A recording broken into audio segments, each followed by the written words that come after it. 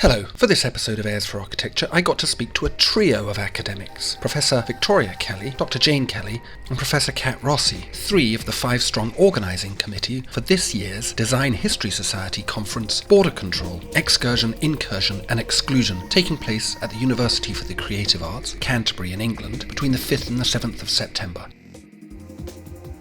Airs for Architecture, a podcast about architecture, buildings, urban culture and space.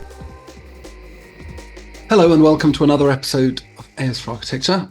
I'm talking today to 3 scholars, Victoria Kelley, Kat Rossi and Jessica Kelley, about their forthcoming conference, Border Control, Excursion, Incursion and Exclusion, which is the Design History Society's annual conference, which is being held at University of the Creative Arts in Canterbury this year. This is the first time we've done one about a conference, which is quite exciting, and I'm quite interested to see how it pans out. But perhaps before we get into that, would you all be able to introduce yourself, please? Maybe starting with you, Victoria. Hello, yes, I'm Victoria Kelley, Professor Victoria Kelley.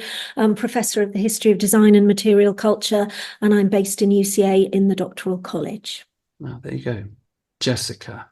Yes, I'm Jessica Kelley. I'm a reader in design and architectural history. I'm actually at London Met. I used to work at UCA when we started this conference.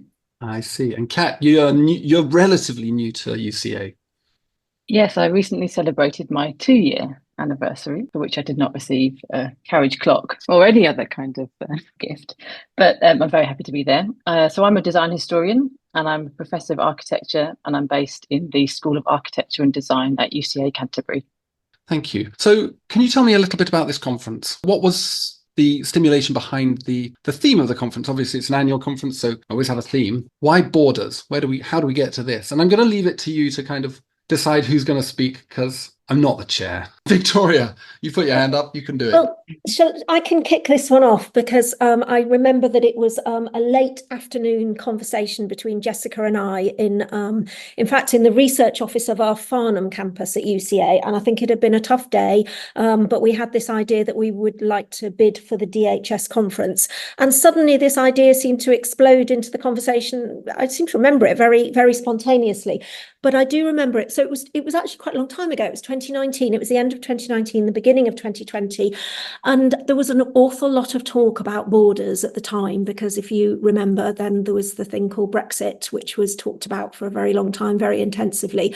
And I think for me, it was in my mind as a theme for that very obvious reason, though of course it's a theme that can go much beyond that, and the way that we're looking at it goes into very different contexts. So Jess, I don't know if you have different memories as to where the idea came from. Yes, no, I do. I also remember that conversation quite vividly, actually. And I think there was something interesting for us as academics as well in a specialist arts institution, as design historians or design and architecture historians, sort of sitting on the borders of a lot of these topics and wanting to do a conference to sort of almost get a critical mass as well of attention to that idea of design history within the, for want of a better word, art school, university focused on creative arts. And for me personally, at the time, I was working on a journal special issue with Claire Jameson on the relationship between design and architectural history. And so we're spending a lot of time thinking about that disciplinary border. So I was bringing that to it as well. But I think, like you say, it was pre-pandemic, if you can imagine a time where, yeah, like you say, that thinking about Brexit, the impact of this very specific set of thinking about borders in the UK was going to have. And as UCA being a campus, well, a university spread across different campuses, but with 2 campuses at the time in Kent, it felt particularly pertinent. We then obviously, it didn't happen at that time, and we revisited this idea, at which point Kat had joined, which we were all so excited about, and Anne Massey as well, and Kim, who's in the architecture school. And so I think it then took on that relationship with the architecture school at UCA, its position in Canterbury. By that point as well, the doctoral college for UCA had moved to Canterbury as well. So this position in Kent became really quite important. And Kat, I think you were also really sort of fundamental in bringing our thinking to those bigger borders within design history around kind of the human, the non-human, thinking sort of post-Anthropocene, those kinds of thoughts. Yeah, I mean, it's worth saying that there are, as just mentioned, 5 of us who are convening the conference, which is really great in many ways, people to think about all the challenges that conferences bring, but also, as Jess is suggesting, the breadth of thinking that we can have, even though I think it's fair to say 4 of us maybe count ourselves as design historians and 1 architectural theorist, not wishing always to put labels on things, but useful when thinking about convening a design history society and also being based in an architecture school. And certainly, yeah, the issue of borders becoming ever more pressing as they're both solidifying, but also dissolving in all sorts of ways, as you say, between the human, non-human, which might mean in thinking about a shift from an Anthropocene to a Symbiocene kind of understanding of the world around us, but also between, physical and digital and issues of gender and sexuality, for example. It kind of becomes ever more of a concern. And I think certainly being in Kent, I mean, as someone who's from Kent in the south of England, and then not having lived here for a long time, and then coming back we're not really post Brexit, but post Brexit happening as an electoral moment, and being ever more aware that the architecture of certain kinds of borders are on our doorstep, quite literally in the case of Canterbury, and also on the coast, and that actually maybe we could use the conference in quite an interesting place-based way to think about issues that are also internationally relevant. I mean, certainly this is an international conference. So yeah, there's lots going on in the air that we'd like to use the conference as a way to think about those. But I think, Jess, also when we had a chat the other day, you were talking about what society conferences do in a particular way. And yeah, maybe it'd be useful to think about that as well.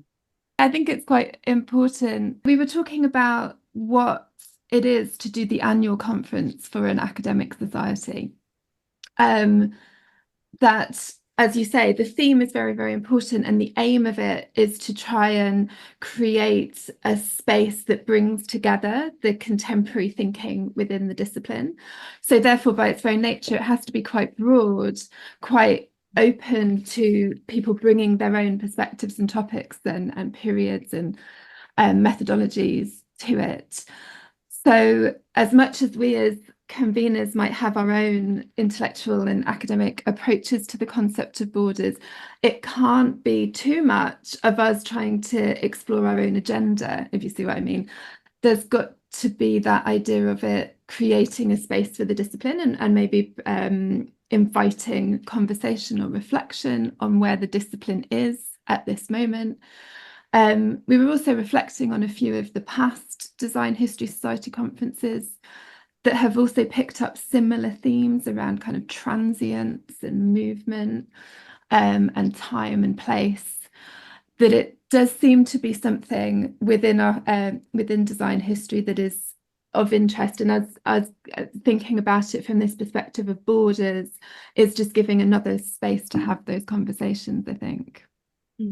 Maybe it would be worth describing what the Design History Society is, because I think perhaps from a, shall we say, a normal people's perspective, design is quite closely attached to ideas around art and making nice things, coming up with nice objects. But the way that you've been talking about it at the moment, and as you said, Jess, previous iterations of this conference seems to be highly politicized as well, with a strongly political dynamic to it. So what is the Design History Society, and how do you square this circle between this kind of political and the idea of design itself? I mean, I think I would remove the word nice from the description of what our discipline is or try to do. We're not nice, but we are also, exist in the world like all other disciplines do. I mean, there's different origins to design history, but one origin would be through the Design History Society, which I'm going to say was founded in 1977, but it's quite rare for me to pull out a specific date and be right with that. But we're going to go with the 70s. And as a society, is born, in the UK, and in part as a reaction to the dominance of art history and architecture history as ways of understanding visual material built culture. And even the use of those words, visual material and built culture, weren't really around as disciplines when the design history as a field was kind of born. And I would posit it as born in a reaction against some of the kind of narrowness of those fields at the time. Obviously, both fields have transformed significantly since then. But in terms of what was deemed to be worthy of talking about, and also how things were talked about and who they were talked about with. So design history has always sought to be much more open to different disciplines, taking in from different disciplines, but also somehow, I would suggest, democratic. I mean, I came to the discipline in the early 2000s, so obviously it's also gone through its own histories before then and also since then. I don't know how that sounds to others. Yeah, I could sort of add to that, because I came to the discipline in the early to mid 1990s. I think my first engagement with design history, and at that point, design history had gone through and was in the midst of a sort of turn towards thinking not just about the designing and making of things, but about the obtaining, purchasing, consuming, having of things, if you like, of designed objects. And that turn to consumption, I think, made a big difference in that it thought not just about nice things, but about all things that people might have and own, and the relationships that people have with objects, and what that means in everyday life, emotionally, symbolically, metaphorically, as well as materially. And I think that was quite a broadening of the sense of design history. And certainly for me, I always think of myself as being sort of teetering precariously on a boundary or a border, if you like, between design history and social history. I have a sort of strong social history sort of instinct, and that is not it's not a position that's looking at sort of exclusive practices, if you like. It's one that's very much about ordinary people in everyday lives, but the way that objects and things and material environments and representations might play a part in those. And that, for me, is what design history is about. But I think it is a discipline that I think, as Kat has alluded to some extent defines itself around its edges. Maybe some disciplines have more of a sense of their sort of central identity. I think design history is always examining itself and defining itself by thinking about its own edges and how it relates to other disciplines in different ways, which is possibly why, as three design historians, we all were attracted to the theme of this conference. You've mentioned architectural history and you've mentioned art history, and these things seem to be much more clearly defined in my mind as disciplines with an identity. But design, I mean, is such a broad church. I think Hannah Arendt argued that it's a sort of tertiary dimension of human knowledge that sits somewhere between art and mathematics. It's not one or the other. It's this completely separate thing. But I don't really know, I suppose, how we might define it. I mean, it's a mysterious thing to me in a peculiar kind of way. But you could also argue, why do you need to define it? I mean, it's the same, I do a lot of work with craft, and you could spend endless hours discussing what is craft, but it's a dead end. It's much more productive in a sense to think about, well, all the other things you can think about when you're thinking about craft, I guess. But I think it's fair to say that in terms of how design history conceives the discipline, then the dispersal and the kind of dissolution and the massive growth of design in the 21st century does also present challenges for the discipline. And I think I'm right in referring to Penny Spark, who's a leading design historian who's written a kind of key text on the history of design in the 20th century. And in one of her updated forewords, as she's repeatedly revised the book, she talks about how you used to be able to kind of talk about design in quite a defined sense. Now, obviously, that also speaks to what we thought was came under the umbrella of design. But even within that, actually, design is kind of everywhere. Then does it possibly become nowhere? And so, certainly, as a design historian who's quite broad in what I talk about, I do have to think about, well, am I still? Maybe it's about the methods I'm using. Are they still somehow design historical, or am I operating in a kind of loose, and therefore, I guess the concern for me would be loose and therefore without the kind of rigor that I might want to apply to a subject. So maybe it's about the methods as much as it is about the content. Doesn't really answer your question, I guess. I suppose what I've been thinking about it in terms of architecture recently, and I've been thinking about what the borders of architecture are, and it comes back to that Pevsnerian idea of Lincoln Cathedral versus, what is it, a bike shed or something like that. And I've been thinking about those big buildings that they're putting up in the City of London and office blocks as not architecture because they're really systems design. It's not really architecture in a meaningful sense of the word, in the sense of commodity, firmness and delight, in a Vitruvian sense, and it's not really it in terms of vernacular practices, or they're much more like Amazon warehouses than they are architecture. So I've been thinking about those kinds of things, and I suppose for me, defining the boundaries of a discipline, there's a generosity in that, insofar as it allows other people to then engage with it. If a discipline is everything, then who gatekeeps that? Because surely someone will. And then it becomes a very difficult thing for ordinary people who are perhaps not professional design thinkers or whatever it is, to actually engage with it without being subject to ridicule or derision or being cast off. And I guess that's why I'm interested in trying to understand what design for you as a group, for Design History Society, for this conference is like, what are we talking about here? Are we talking about a practice, a mode of operation? Are we talking about a type of output? Are we talking about a space of operation? Does that make sense? It does. I think this is reminding me, I don't know if I should refer to other episodes of this podcast, Ambrose, but it's reminding me of conversations we had a little bit in my episode about my book on the architectural review, because the quote you opened with, Pevsner, the cathedral versus the bike shed. Kirsta Rattenbury, in her book about architectural media called This Is Not Architecture, opens by saying that if the architectural magazines had put bike sheds in them, then they would be architecture too. So who defines that, you know, Pevsner in and of himself was an incredibly important character for defining the category of architect, and therefore opens up to a whole other world of criticism, of magazines, of media, of exhibition, of photography, a whole other set of activities that therefore broaden this field of architecture. And I'm going to pass to Victoria, because I think she's got lots of really interesting things about the productivity of the borders of things to talk about. But I think that idea of defining borders in order to make something manageable and accessible, it's also about looking at the complexity and porosity of those borders in order to make them meaningful. And that's not about kind of making something so complicated that only esteemed academics can engage with it. But it's also recognizing that those kind of things are quite exclusionary as well. To define architecture purely in the Pevsner terms is very exclusionary of a whole set of activities and people. But I know Victoria can probably talk much more articulately about it. Well, I would just say, in terms of you know, my own poor and humble and probably slightly limited answer to the question of, you know, what is a design historian and what is design history, is I just check in with the idea of the object.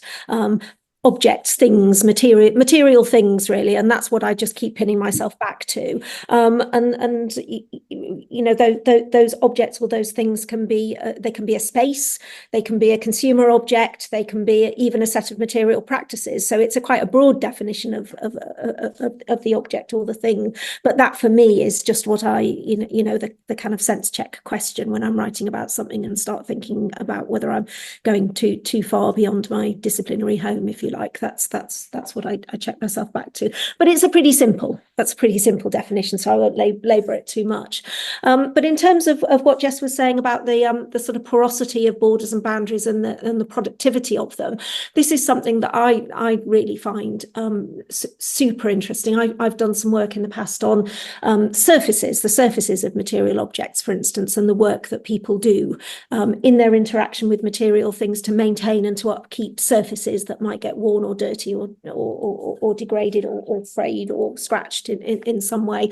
And they seem to be a site of particular focus. And I've used the work of Mary Douglas, going back to Purity and Danger, which is an absolute classic text. But she has this wonderful idea of sort of systems of ideas where boundaries and borders are really, really important. Maintaining them is important, but also the ability to break them and then to bring the things that transgress borders sort of back into the middle. And she has this phrase, composting religion. So she's starting from an idea of talking about comparative religion, and she uses this idea of the composting religion as this sort of entity that can take something that doesn't fit into the system and sort of drag it into the center and use it to re-energize what it is that system's all about.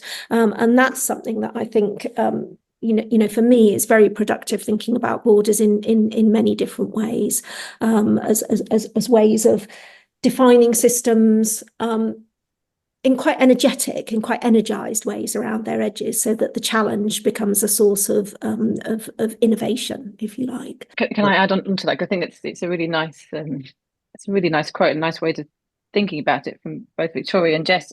I guess just thinking about our programme for the conference, that we do have those edges and those borders are really interesting, because this theme has given a certain tone to what those edges and borders are. So we've got papers that look at things like slime, for example, that you might not expect in another design history conference. And we kind of go back to, I think, 14th century Japan or 13th century Japan is our earliest moment up to the present. And we're very diverse internationally in terms of what we look at, and the range of design disciplines that people are presenting, incredibly rich. But it does also feel like there's still a core of design history, in the sense of there's very much a focus on 20th century.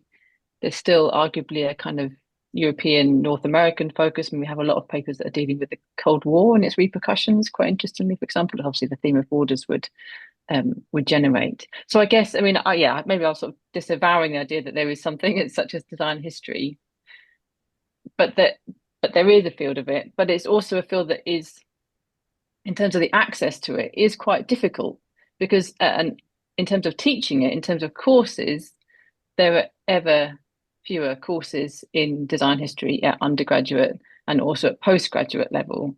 So in terms of entry into it as a field, I came to it at postgraduate level. I've sort of done it beforehand, but not realized I had. It actually is a bit concerning, personally speaking, for thinking about how do we make sure it is accessible and inclusive and can go on to make an interesting contribution to research more generally. Thank you. Victoria, I liked this concept, and Jess as well, this idea of complexity and porosity and this productivity of borders. And that was something, a note that you mentioned Mary Douglas in your email from a few days ago. And I have to admit, I hadn't heard of Mary Douglas. And I love this phrase you wrote of fertility of borders, which was something that I think I hope, alluded to in my initial email to you all. But you also talked about design as something to do with things. And then we have borders. They're not things. Are they things? That's quite interesting. The border between me and the computer, for example, there's definitely a border between me and the computer. I can touch the computer. There's a border, but it's not a thing in itself. So I'm quite interested in how do you get to if design and design history thinking is to do with things, how is a border a thing? How do we get to borders? Well, in the most literal sense, I suppose a border can be a thing. It can be a wall, or it can be a gate, or a wall with a gate in it. Much more interesting than just a wall. So there are physical manifestations of borders. There is the border. There is the design of border architectures. Going back to the start of our conversation and thinking about Kent and it as a sort of point of arrival and departure. There are all sorts of things that make it a border architecture. If one goes to the Channel Tunnel terminal at Folkestone, for instance, but that's a very simple answer to your question. But I think one might think about things flowing across borders, and what do borders want to keep in, and what do they want to exclude, and what gets to go through or across a border and what doesn't. For instance, one might think about it like that. I'm sure Kat and Jess have other examples, but that would be one. you could think also of, I mean, it's a good list there. I mean, it's going to be inexhaustible in a way, because also there's things that the need to signify borders, whether obviously fences is an example Victoria's given, but also we've got a paper on doorbells, for example. So there's a whole material culture around borders and signs and in different kinds of ways, but also borders, what borders do to design, or how borders are implicated with design, production, mediation, dissemination, consumption. So we have papers that look at design across national boundaries that are meaningful national boundaries. So in the context of the Cold War, for example, or the sort of dissolution of the Soviet bloc and what that meant for designers operating in very different political, socio-economic contexts. But also we have people who are looking at design in global supply chains. So objects, things that go across multiple national borders, but actually the national border isn't as important as the global company that kind of operates seamlessly and frictionlessly, that's a terrible word, across borders. So I think we're using borders as a device to think about things as well as looking at borders. Quite interesting to consider border. Both Victoria and Jess, you mentioned Brexit and this idea of creating a border or substantiating a border or reaffirming a border, whatever it is. And it's quite interesting to think about that in relation to this idea of the dissolution of borders. It's something that you've all kind of mentioned, this idea that in the contemporary period, we're confronted with an amorphous socio-spatial realm. And the internet, I was thinking about this the other day. I was wondering whether this is being led by the internet or the internet is resulting from that kind of way of thinking about things. Perhaps we could think about a little bit about this idea of the dissolution of borders, which is sort of just happening, and this idea of talking about borders or the reimposition of borders. Again, it comes back to this idea of your conference is essentially a political discourse. Again, to go back to the kind of theme of it, surely a more logical theme in the present would have been to talk about not borders if we're talking about the contemporary period. I think our answer to that would be that, if you're talking about borders, then talking about not borders almost comes with the, comes as part of the package, really. Yeah, absolutely. I think I've got two things to say. I guess one is about my own work that I'm presenting at the conference, and the other is about just something that popped in my head when you first, your previous question, Ambrose, about where you gave the example of the relationship between you and your laptop. And the first thing it made me think of was there's a book by Judy Atwood called Wild Things, which is a sort of very key text in design history. It certainly was when I was studying like art in the early 2000s.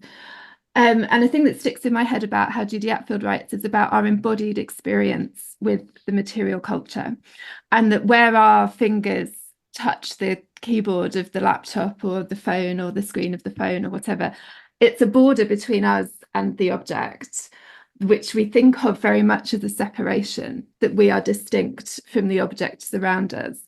But Judy Atwood writes in this really lovely way about how we live through things and how we live through a relationship with material culture. And so your second point to, well, is it a border or isn't it? That Judy Atwood is almost getting you to think about you might think of yourself as separate from your laptop, but are you? Like, what's the embodied? And with your clothes, she's talking a lot about clothes and how, where your body ends and your clothes start is actually quite a difficult thing to think about often. So that was in my head, I guess, when you asked that question. And it is exactly what Victoria said, saying that the presence of borders immediately invites the question of the absence of borders as well. And then to shoehorn this back into architecture, my own work at the minute is very much thinking about the architectural profession in the mid-20th century and how it's constructed and thought about, and the borders that are put up around it.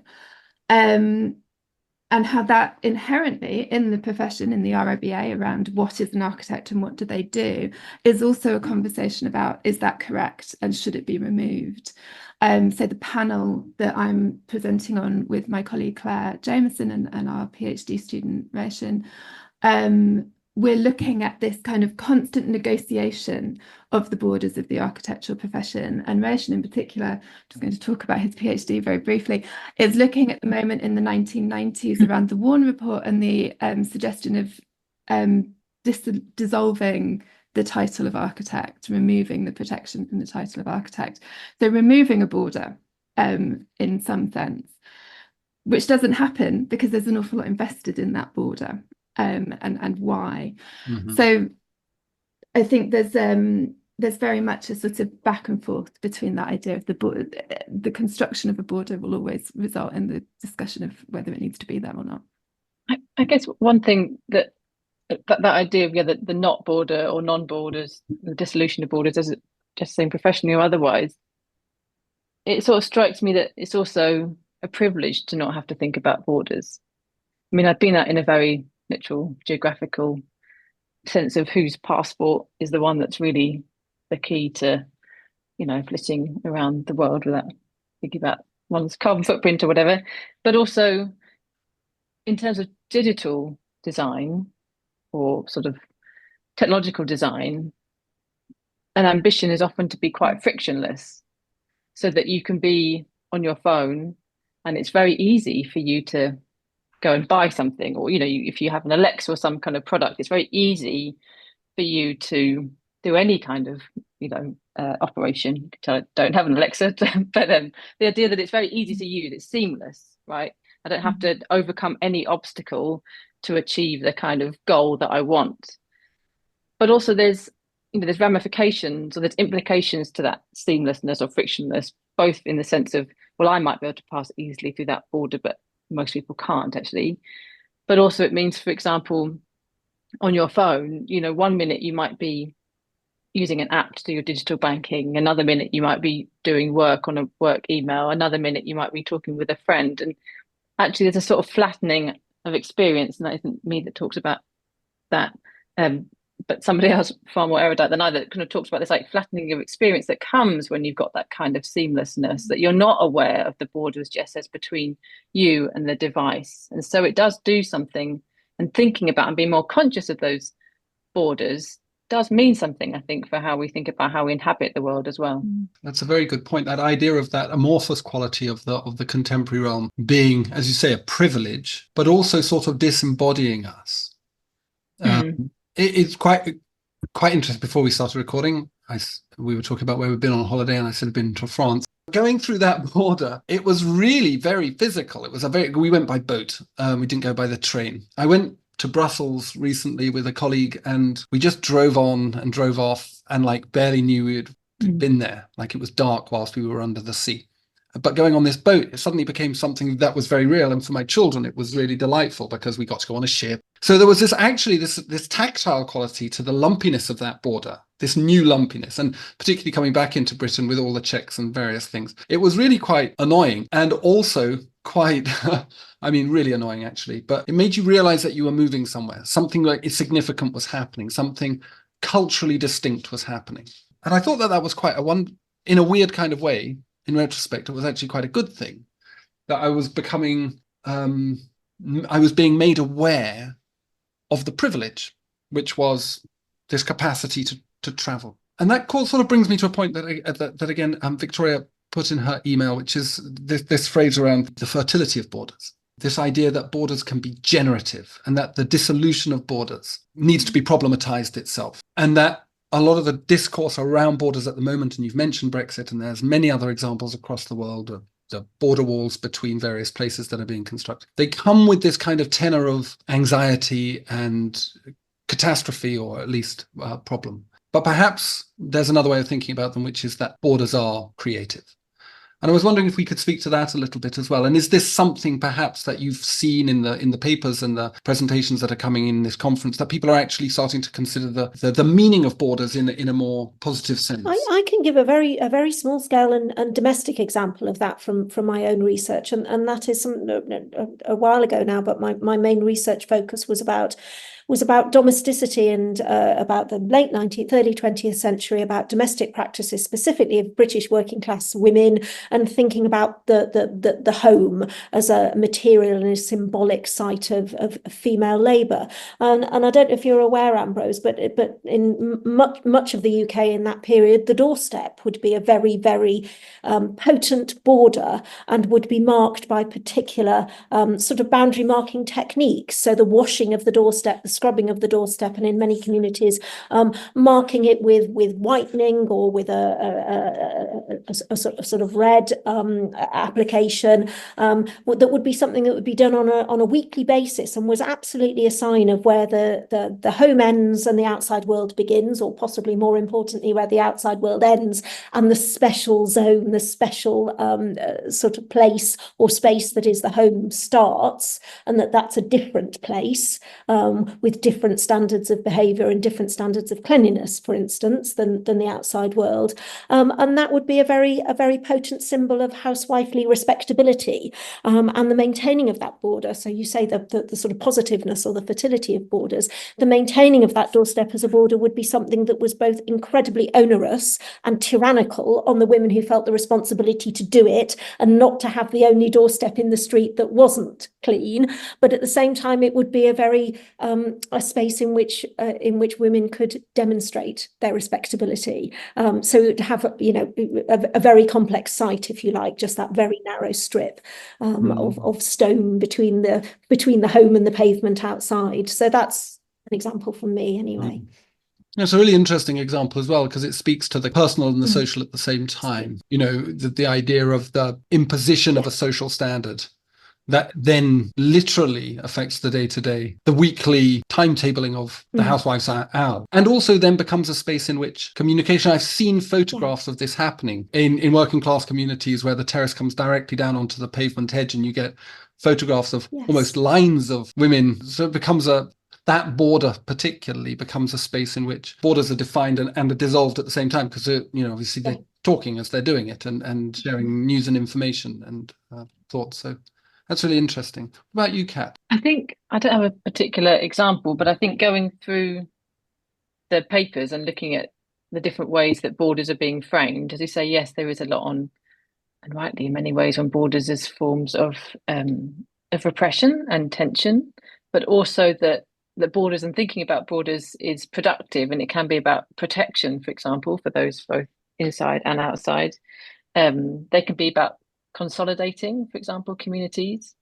They can also be about sites of negotiation in different kind of ways. And I guess for me, that becomes a lot about identity construction, that when you're aware of that you're at the border, you're the kind of, you're maybe in this kind of a liminal space, and that might be geographical, it might be more kind of personal, different kinds of identities. And you start to, it's a bit like what I was saying in a different way earlier, about when you start to become more conscious of a border, then you can kind of, if you have the agency, you can think about how you might either want to come it or you might want to embrace it in some kind of way. So I guess that's maybe a different riff on how you deal with your doorstep. I mean, I would be a very stubbornly housewife and certainly wouldn't be kind of whitening it every week. But that's a choice I can make, right? As I'm sort of aware of what it does. Yes. I was just going to say, it's an interesting thing. I think it is really important, as Victoria mentioned there, the sort of tyranny of the doorstep. It is really important, I think, to recognise the very real violence of borders for the vast majority of people in the world. And again, it's making me think of the sort of theorising around things like that. It's making me think of the work of Stuart Hall, which I think comes out a lot when thinking about professionalism as well, to bring it back to this idea of the architect and the construction of professions, sort of who is in and who is out of a border, and your position within it, your perspective on it, very much changes whether it is a productive or a violent space to be. And I think Stuart Hall's work on looking at the history and the construction of these ideas, I think, is really important. How it's interesting, as Kat said, about the historical span of our papers going right back to like the 13th century, but with a focus on the 20th century. But the 20th century being a moment where a lot of histories were invented around identities and borders and spaces, and that being something we should be reflecting on and thinking about consciously. And I think that's what is happening in a lot of the papers. We were talking before we started recording about what we saw as the focus on this moment of the Cold War in a lot of the papers, and what it might be about the contemporary moment that is leading to that particular focus of historians? What was it about this moment of thinking about Europe, and America, of thinking about the relationship between them that might be particularly resonant today? I think what we're all talking about is how much the work of historians is shaped by the present day and concerns within the present, and that whatever lenses we're taking to look at the past are very much shaped by our present moment, and being aware of that. And I think the conference does that in a really interesting way. Kat, you sent through just I suppose as a final thing, Kat, you sent through a list of conceptualizations of the border, which you put from our CFP. Call for papers. Sorry, language. I should always be aware of the obscureness of academic language. This is a very good point, you see, because the one that I was most interested in is one that obviously Jess has spoken to already, is this idea of the disciplinary board. And you've talked about it, Jess, in relation to the practice of architects. But I'm kind of interested, and I was doing a PhD supervision before we started doing this, and I asked my PhD student, Richie, what she thought about it. And she said, well, you've got to talk about borders within the discipline, but not in the way perhaps you were talking about, Jess, but really in the way that people engage with this particular form of knowledge making and knowledge reproduction and knowledge dissemination. That is the conference, but it's also higher education as a whole. And obviously, we've just gone through A-levels coming out and the chaos that is the period directly after that. And for certain institutions, but I think broadly across the UK, there is a turning away from higher education and from the forms of knowledge and the practices of knowledge making that we do, that we earn our corn doing. So I'm quite interested in this particular border and this particular boundary line between the way that we think, the way that we discuss things, the way that design is understood and communicated, and perhaps how, I suppose, this conference indicates and points to a future in which perhaps that boundary, those borders between the general public, between potential clients of ours, potential learners, students, interested parties, might be challenged through this. And I guess, again, because this is a design conference you're talking about, what role does design have in thinking about that very, very instrumental border? I mean, there's a few things going on there, aren't there? One is about the kind of academic conference and what that does and who it's for. And another one is about design more broadly that we've talked about in a bit. And one is about scholarship, I guess, and ways into the field, which we've touched on. I mean, to kind of go back to an early point in terms of design history and its accessibility or otherwise, or maybe its use or usefulness or otherwise. Many years ago, I used to teach a lot more, but also I led a design history course at some point. And we were very aware that while design history might seem as a very niche, elitist discipline, which in some ways it certainly is and is in danger of becoming more so when you look at, cost of higher education and such. Actually, design history is also sort of everywhere. If one also thinks about, and these are very British examples, but programs like the Antiques Roadshow or Changing Rooms or any other kind of popular format, or if you look at, influencers or any other kind of social media platforms, actually knowledge of design has a lot of currency and has a lot of value. Now, the routes into that, it'd be interesting to think about, well, what happens if you aren't coming to those with certain kind of knowledge bases? And that's not a value judgment about whether it should or shouldn't be university that provides you with that training, but it's certainly a question for us as academics. But I wouldn't put the weight of that on an academic conference.